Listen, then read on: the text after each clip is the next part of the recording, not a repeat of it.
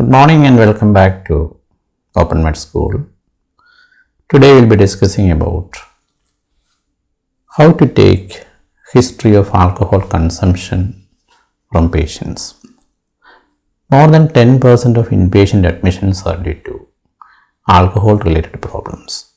So it's very important to spend few minutes to record accurately the amount of alcohol consumed by the patient and look for dependence on alcohol. Alcohol use disorder is a better term than using alcoholic, and this can be defined as a physical need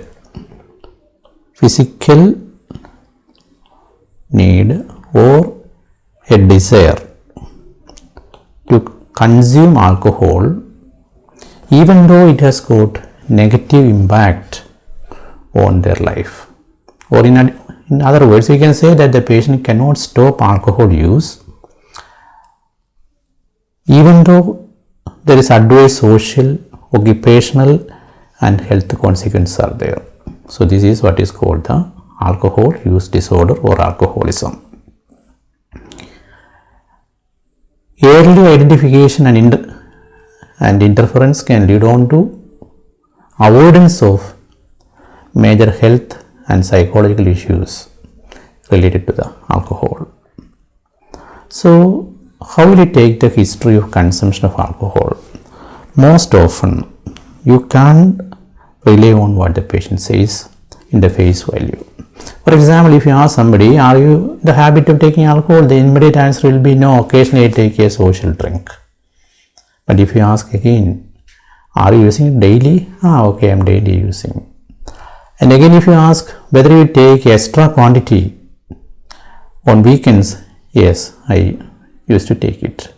So you have to inquire skillfully into the details of alcohol use.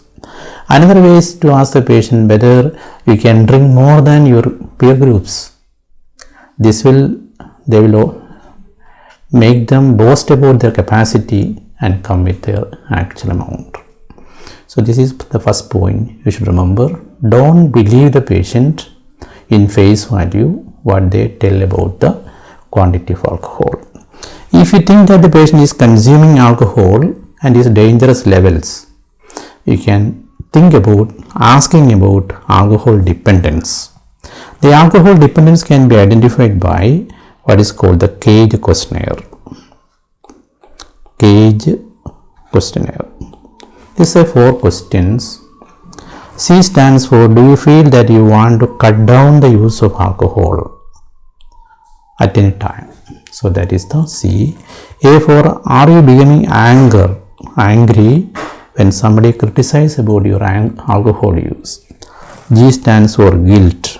Do you feel guilty regarding your use of alcohol? And E stands for the eye opener. That is, in the morning, before doing something, do you want to take some alcohol? This is what is called the eye opener. So any point, any of these questions they give an yes answer, means that the patient has to undergo actions to limit the use of alcohol and its consequences. That is regarding the CAGE questionnaire. Then in addition to the CAGE questionnaire, there is another one called the AUDIT. AUDIT stands for Alcohol Use Disorder Identification Tool. That is the AUDIT tool. This contains 10 questions. This can be either given as a questionnaire to the patient, as a printout, or you can administer it and get the result, so that you can exactly know what amount of alcohol the patient is consuming and its consequences. If you are not using this tool, you should think about, as I already mentioned, identify the quantity and when they started consuming the alcohol. So how the intake of alcohol started, at what age. Second, you think about the pattern of drinking, whether it is only on social gatherings, drinking alone or in company. So think about the pattern. Quantity we have already mentioned. Try to approximate the quantity. So for identifying the quantity, you should use the term units. One standard drink which contains 40% alcohol, that is the standard spirit, whiskey, brandy, etc. contains 25 ml, contains around 10 ml of absolute alcohol is equal to 1 unit.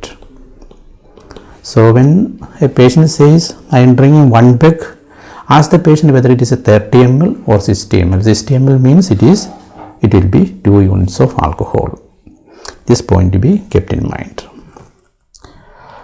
The wine 750 ml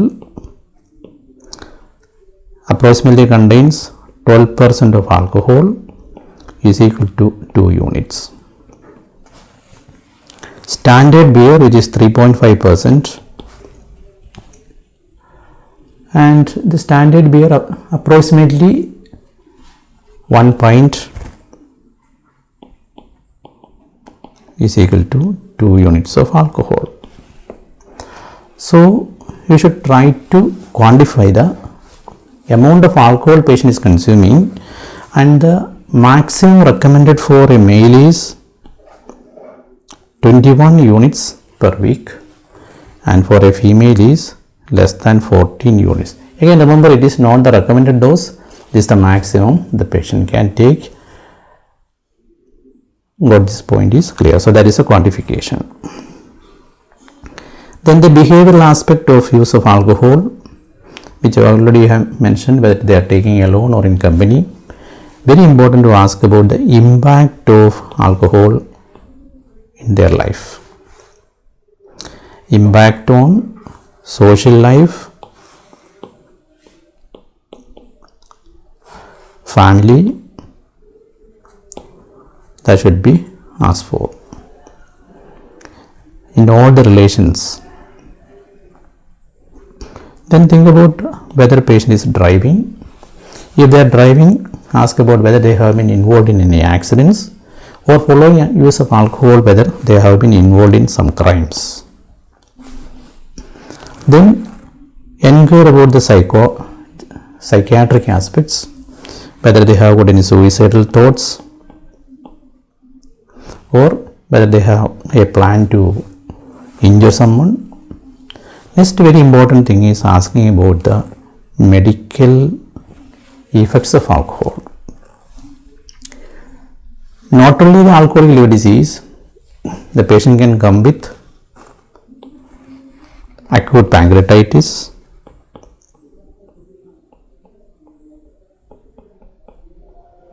they can come with epistaxis,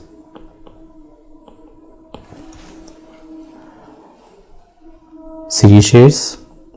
So all the medical problems related to alcohol should also be inquired into, in addition to the problems related to gastrointestinal tract with involvement of the liver.